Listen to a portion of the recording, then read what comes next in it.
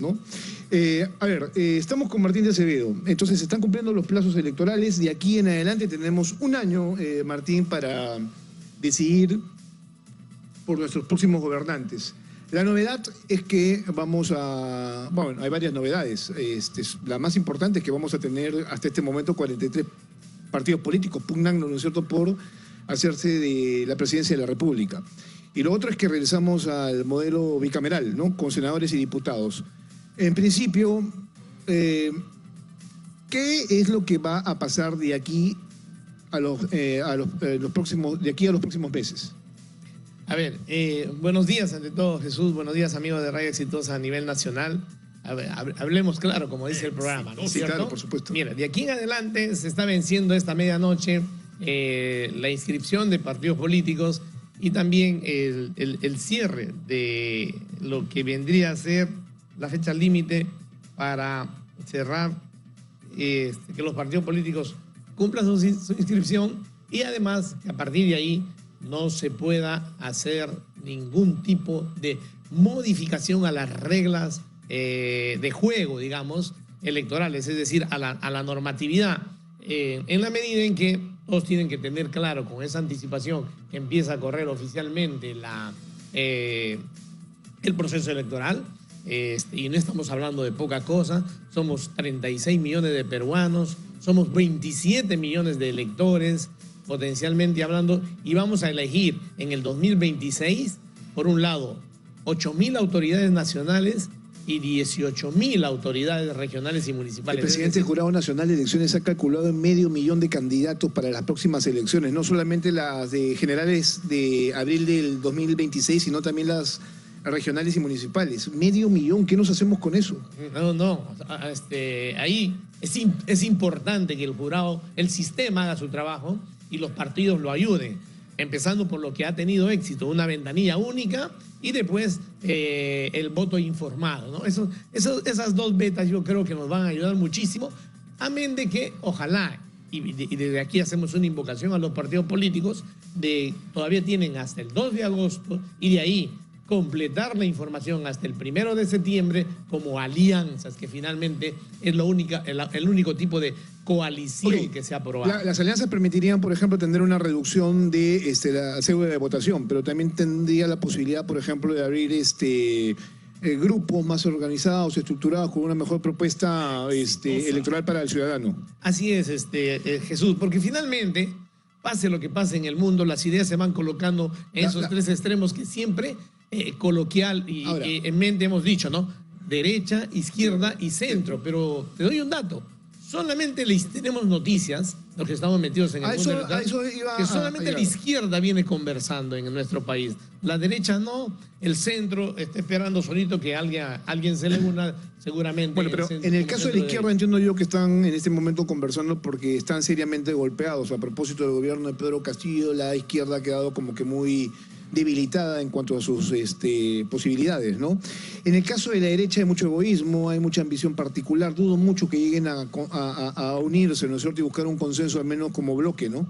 Sí, y eso ha sido siempre uno de sus errores de las últimas derrotas, porque finalmente tener un candidato que no se alía y que finalmente para la segunda vuelta tampoco hace una plataforma o una hoja de ruta, o un plan de trabajo y una estrategia para gobernar los 5 años que vienen por delante, les hace terminando de fracasar. Y en los últimos procesos, casi en toda la segunda vuelta, le han derrotado a la derecha, a la izquierda, a pesar de no presentar tampoco una plataforma clara en ese sentido. Pero ahí, bueno, tenemos todavía ese tiempo y tenemos hasta fines de año, 30 de noviembre, las elecciones primarias internas. Ahí sí va a haber un poco de normatividad todavía por aprobar. La normatividad interna, Jesús, que permite que cada partido con su estatuto haga una adecuación antes de septiembre para ver qué cantidad de tiempo le exige a su militancia para determinados cargos, ¿no? Y eso está bien, ¿por qué? Porque te hace arraigarte con el partido para que pueda ser, digamos, candidato a presidente de la República. Ese es el único cambio permitido hasta este momento, ¿no es cierto? Que es ya una cuestión más interna, no que es permitido por la propia ley. Claro, esa es una reglamentación de los propios partidos, sin perjuicio de que el sistema, sobre todo el Jurado Nacional de Elecciones, pueda tener algunos reglamentos, pero lo que no puede hacer el jurado es ir más allá de la legislación que ya está vigente. Desafortunadamente, así dispersa y así de grande como la que tengo aquí. ¿Por qué? Porque no se ha decidido también, y se viene trabajando hace 20 años en proyectos, pero nunca se ha concretado, un código electoral, un código de ética electoral y un código procesal electoral. Dime una cosa, ¿qué tanto ha cambiado la ley electoral con miras a estas elecciones que ya se inician a partir de hoy? Estamos hablando de una fecha formal. Hoy se inicia, de aquí a un año, el proceso electoral como tal. Han habido aproximadamente por este Parlamento, solamente por este Congreso, 18 modificaciones. La más importante, la más grande, es la ley 30.052, que ha traído una serie de innovaciones, una serie de precisiones, pero lo que siempre sorprende, y por eso es que siempre se reclama, que sea una asamblea constituyente la que haga este tipo de normatividad y no un parlamento que, por ejemplo, se termina poniendo excepciones para sacar ventaja sobre el resto de los candidatos.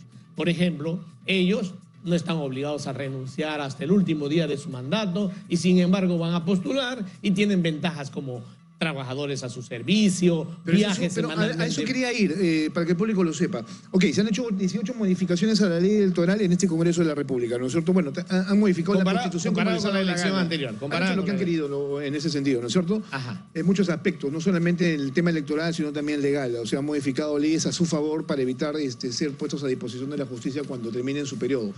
Pero, a ver, yo comentaba ayer en las redes sociales de que estemos atentos porque hay una modificación a la ley electoral que les permite a los congresistas hacer campaña, ¿no es cierto?, sin renunciar a sus cargos. Así es. O sea, utilizando recursos públicos. Obviamente.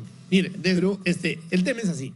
Hay un principio por encima de todo el sistema electoral, el principio de neutralidad. ¿Qué significa ello?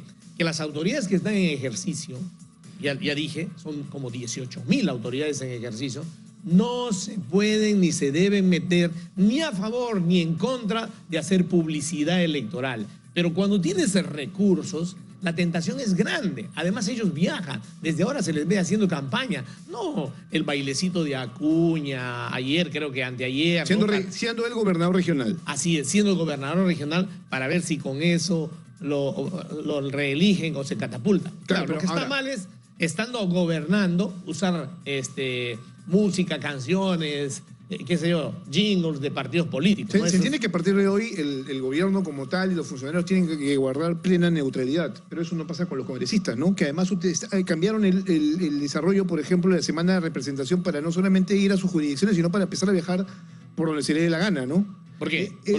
Claro, obviamente que con esta visión. Porque quisieran ser senadores. Los 45, de los 130, para 45 está hecha esa parte de la norma, esa norma, ¿no? Y ahí también rompen otro principio constitucional.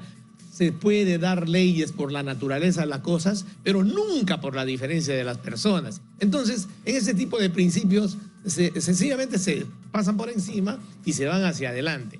Ellos tienen la ventaja desde ahora de poder viajar a cualquier parte del territorio nacional con dinero pagado, con viajes pagados, con viáticos pagados y acompañados de trabajadores que le van a hacer el trabajo político. No, o sea, por mucho que digan que van a trabajar por sus propuestas y a traer insumos para sacar mejores leyes, no, el tema está claro en el país. Tenemos violencia urbana, pero entonces seguridad ciudadana y bueno, en menor grado la economía. Y punto. ¿De qué otras cosas vas a legislar y necesitas viajar para ello?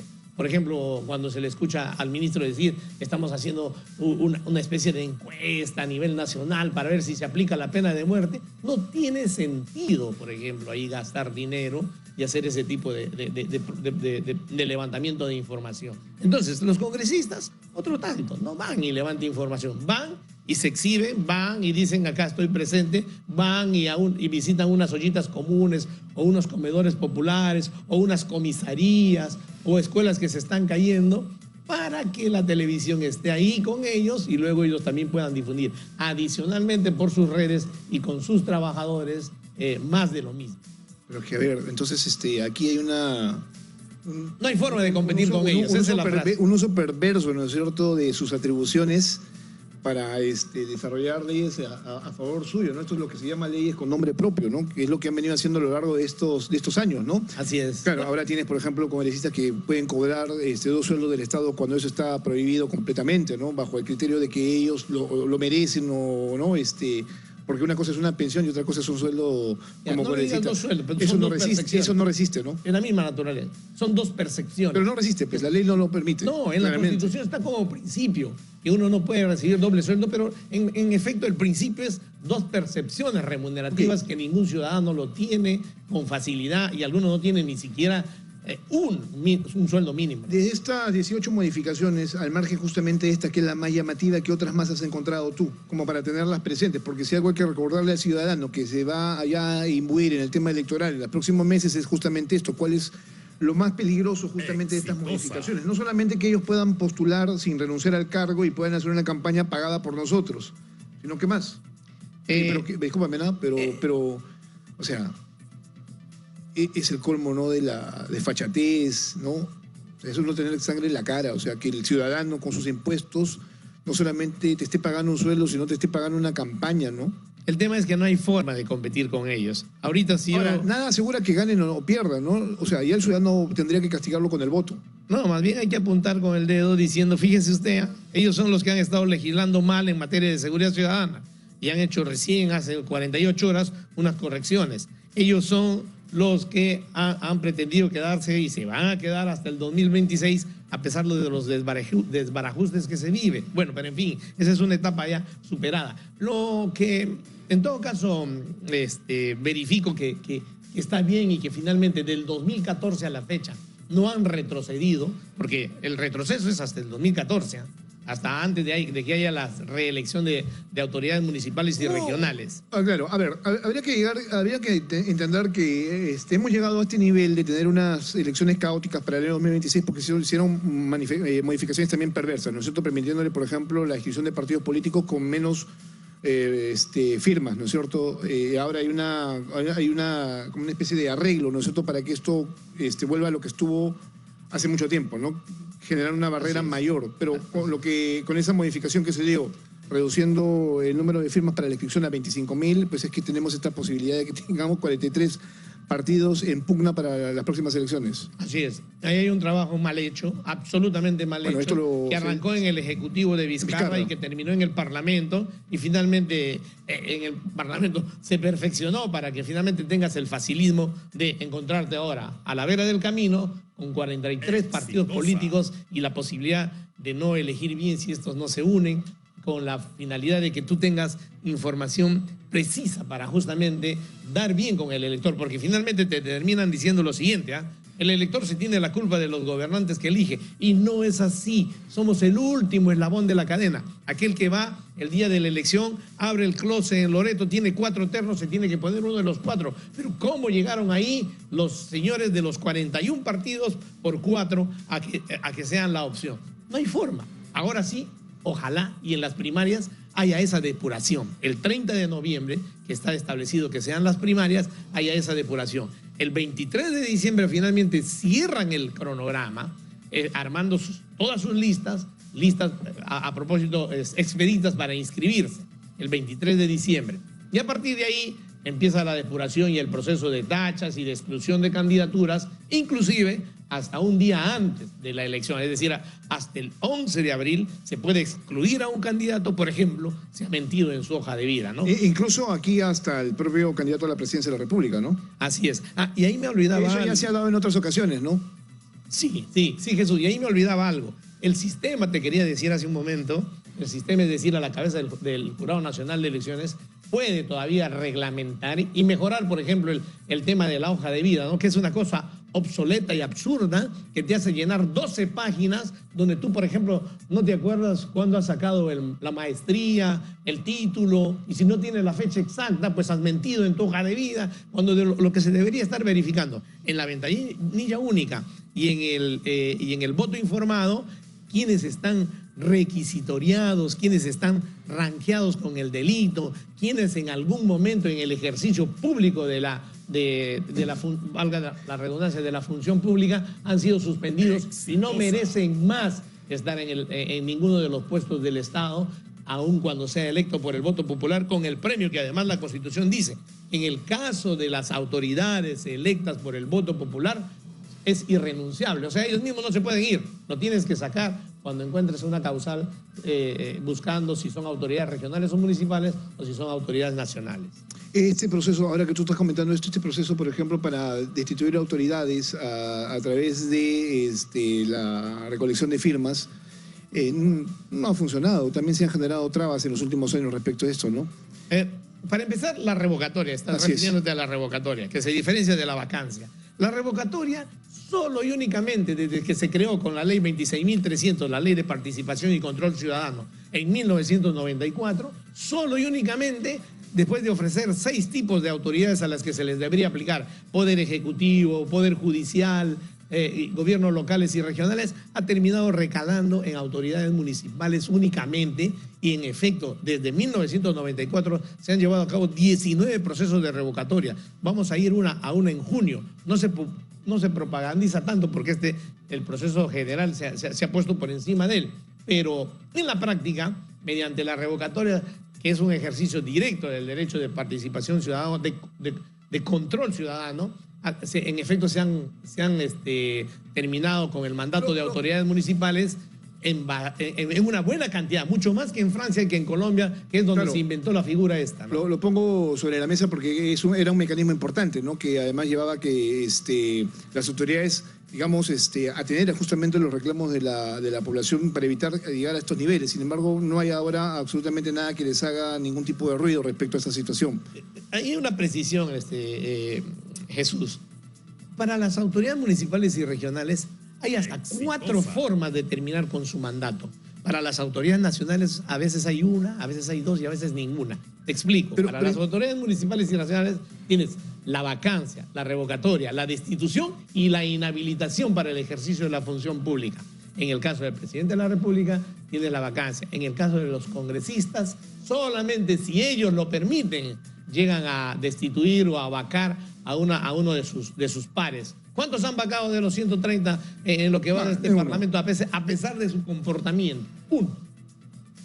Uno o 2. Creo que el que violó y creo que la que le decía a su trabajador, vamos al cajero, ¿no? Sí, claro. O sea, ante tanta evidencia, finalmente solamente esos 2 han... Claro, ahora, escúchame,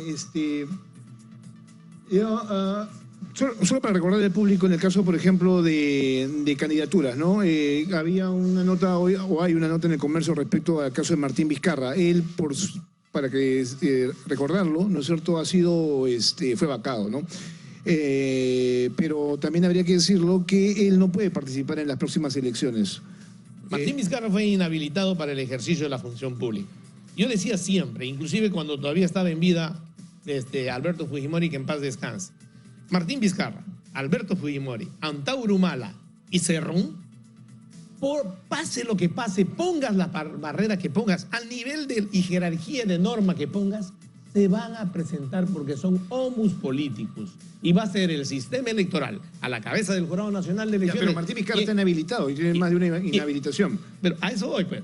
Pero él sigue haciendo campaña proselitista al interior del país. Él se va a ir seguramente con una acción de medida cautelar a la Corte Interamericana. Eso, ¿no? y en el interín va a tratar de forzar su postulación. Lo que le quiero decir es que los homus políticos, Jesús, terminan postulando... Pero acaba de ser desafiliado por el Jurado Nacional de Elecciones de su partido político. Bueno, entonces, pero tiene todavía pues la instancia supranacional.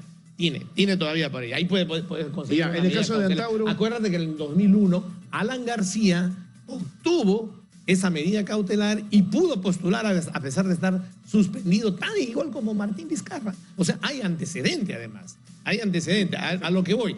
Van a postular estos 4 señores, o postularía, bueno, Fujimori ya no está, postular estos 3 señores, Antauro, Cerrón y Vizcarra, y va a ser el Jurado Nacional de Elecciones quien en última y definitiva instancia decida si en efecto pasa la causal de exclusión o la causal de tacha de su candidatura. Así va a terminar y avisoro ese escenario. Antauro, por ejemplo, ha tenido el partido disuelto completamente, ¿no? Así pero él puede tranquilamente ser invitado. Se ha quedado sin partido y sin plazo para poder postular, pero a donde sí puede ir es al Senado, ¿no? Encabezando una lista. En el caso de Vladimir Cerrón, bueno, y Cerrón, que lo hasta una vez que el arregle Poder Judicial y el Tribunal Constitucional. Una vez que arregle sus problemas, va a postular con más tranquilidad. Digamos que tiene, de los tres tiene la mayor posibilidad de hacerlo. Pero desde la clandestinidad, Jesús, disculpa que te insista por ese lado, desde la clandestinidad, él puede postular. Y de hecho lo va a hacer. Lo que no puede es salir al público porque lo detienen por sus temas que tiene, pero no tiene suspendido, a eso voy, sus derechos civiles y políticos normados en el artículo 30 de la Constitución, que se concreta finalmente en el derecho a elegir y ser elegido. Eso no lo tiene suspendido, a diferencia de Martín Vizcarra. Ahora, ahí se me ocurre, por ejemplo, preguntarte por Pedro Castillo, quien se ha presentado con un partido político, creo que está formando parte de uno de ellos. Así es, porque Pedro Castillo todavía está en proceso. Claro. Pedro Castillo no está sentenciado, a eso voy. Y consecuentemente no ha perdido su derecho a elegir y ser elegido, ¿no? O sea, si tú dices que, por ejemplo, Vladimir Cerrón se puede presentar, ¿no?, desde la clandestinidad, en el caso de Pedro Castillo, también él podría presentarse sin mayor problema, hasta este momento, porque no hay sentencia todavía consensuada. Para responderte en forma general y avisorando lo que pueda ocurrir, todo aquel que no tenga suspendido sus derechos civiles y políticos, es decir, y que se concreta en su derecho a elegir y ser elegido, puede postular. Y solamente los que están procesados lo tienen cuando tienen sentencia firme, consentida y ejecutoriada en última y definitiva instancia, sin la posibilidad de poderle interponer ningún tipo de impugnación. Bueno, ahí están los temas, ¿no? O sea que vamos a tener que empezar a mirar a partir del día de mañana. A mirar bien, como digo, que se reactive de una vez, ¿no? Y tengamos un año de ventanilla única y voto informado, que han tenido un éxito y además han sido financiados por... O sea, a ver, entonces esta elección, además de caótica, no se va a tratar solamente de la presentación de listas de manera normal, sino de quienes van a aspirar de todas maneras, contra todo pronóstico, ¿no es cierto?, a participar en estas elecciones. Esté inhabilitado, no esté inhabilitado, ¿no es cierto?, esté en la clandestinidad, no lo esté preso o no. O sea, ese es realmente el gran diagnóstico de todo esto. Así es, así es. Wow. Como lo resumo, Jesús, mientras no tengas suspendido tus derechos civiles y políticos, que se concreta en el derecho a elegir y ser elegido, vas a poder presentarte y poder ser electo si es que así lo permite la población. Los electores, perdón. O sea, ¿y cómo queda esto que decían de que el Congreso lo que está haciendo, ¿no es cierto?, es sacarse encima a determinados adversarios políticos? Por ejemplo, en el caso del fujimorismo, ¿no? Claro, que es el partido político al que más señalan cuando pasa este tipo de situaciones, por ejemplo, con Vizcarra, con el... con Sagasti, ¿no?, con Salvador del Solar. Los ha hecho, pues. Yo me he quedado corto en los ejemplos, pero los ha hecho. Son como 7, 8 a los que se los ha sacado del camino con la expectativa de que ellos van a ser reelectos. Bueno, pero lo de Sagasti incluso hasta es más descarado, ¿no es cierto? Porque no hay mayor argumento respecto a generar una inhabilitación en su caso, ¿no? Y además se trata de un gobierno de transición que en efecto dijo, voy a hacer la transición, y la hizo. O sea, él no se puso a gobernar, sino a sobrellevar el tema en la crisis. Ese es un argumento interesante, porque claro, siempre lo decía Francisco Sagasti, o sea, él no podía tomar decisiones o desarrollar políticas de gobierno porque no tenía las capacidades. De largo plazo. Claro, o sea, de mediano plazo. Se dedicaba justamente a tratar de ordenar lo que tenía como país de alguna manera y avanzar mientras obviamente existía este proceso de transición, ¿no? Políticas públicas no podía ser de largo plazo y de mediano plazo. ¿Y cómo empezó todo? No olvidemos, para que justamente no repitamos los errores como país. En el 2016, un candidato dijo, he ganado, y el otro le contestó, por un pelo, aunque sea por un pelo, pero he ganado. Y el otro le dijo entonces, como segunda respuesta, pero nosotros somos los dueños del Parlamento. 2016. 10 años han pasado. ¿Por qué no? ¿Por qué te cuesta decir quién es ese candidato? Y hemos tenido 6 presidentes de la República. ¿Quién es esa candidata, no? Keiko Fujimori. Todo el mundo lo sabe. Que pretende ir nuevamente a esta elección, o sea, también está en campaña, ¿no? Desarrollando estrategias, comunicándose con la población. Yo no sé, la verdad, hacia dónde quiere llegar Keiko. O sea, quiere llegar a la presidencia de la República, pero ya estamos viendo cómo es que se estructura, cómo es que se organiza, cómo es que se va quitando adversarios políticos, ¿no? Claro, instrumentalizando el Congreso de la República, ¿no? Es más carismático que ella. Bueno, para que te des cuenta más o menos cuáles son las... ¿No? Podría ser mejor candidato que ella, lejos. Sí, pero creo que... Un poquito de formación política, obviamente, ¿no? De fortalecimiento político, ¿no? De repente haciendo un curso de gestión pública Creo que ya no es parte de sus ambiciones, está dedicado a la venta de sus cosas, a su podcast. Kenji está en otro nivel en este momento, ¿no? Creo que es bastante alejado de la política, pero su hermana sí, ¿no? Está convencida de que ella puede ser presidente de este país y darnos las soluciones que necesitamos. Y yo creo que eso tampoco es que sea así, ¿no? Es que con ese tipo de líderes hay cosas que no ocurría, por ejemplo, con Mario Vargas Llosa, ¿no? Hay cosas que se deja rodear por 3, 4 señores, fulanos, vamos a decir, que le hacen creer, no, tú eres inimputable, inacabable, cuando al César le decían todo lo contrario. César, acuérdate que eres mortal. Bueno, un año, César, 12 meses. ¿cuántos años? Hace más de 2000 años. Esas son lecciones que se tienen que aprender, Jesús. Sí, bien. Para eso estamos. Bueno... ¿Se escapa alguna pregunta? No. En realidad bastante completo lo que tú me estás comentando. Creo que es importante que el público saque sus propias conclusiones y que a partir de este momento ya empiece a mirar, ¿no es cierto?, qué está presente en el panorama y cómo es que va a actuar cada actor político con miras justamente a ese objetivo que es llegar a la presidencia de la República. Yo quisiera que fuera lo mejor. Pero incluso en todo lo que acabo de ver respecto a candidaturas posibles, no hay nada que me convenza. Así es. Y en todo caso, para eso justamente iba a decir, y dirigiéndonos ya al elector, tenemos hasta el 23 de diciembre de este año para ir mirando bien quién va a ser nuestro candidato a la plancha presidencial, quién va a ser nuestro candidato al Senado y quién va a ser nuestro candidato a la Cámara de Diputados y al Parlamento andino, que en la mañana escuchaba, no se sabe para qué sirve. Se supone que sirve para la integración, ¿no? ¿Cuál integración? Y debería, por ejemplo, solucionar el problema que tenemos con Venezuela. Bueno, no funcionamos como bloque, pero ¿no? La intención, para eso debería ser. Claro, la intención fue ser en algún momento como en la Unión Europea, tener una moneda en común y objetivos en común, pero eso nunca se pudo hacer. Entonces no sirve para nada el tema del Parlamento andino de mi punto de vista, ¿no? Debería servir pues para el problema que tenemos con Venezuela y para con la Estados migración, Unidos, ¿no? Y con Estados Unidos también, en temas de migratorios y comerciales. Ahora, tengo que ir a la pausa. Vamos a hacer una pausa, renovamos información y a la vuelta está con nosotros Pedro Cateriano, no solamente con la presentación de su libro, sino con también temas de carácter coyuntural que seguramente tiene su propia opinión en materia electoral y otros también. Volvemos.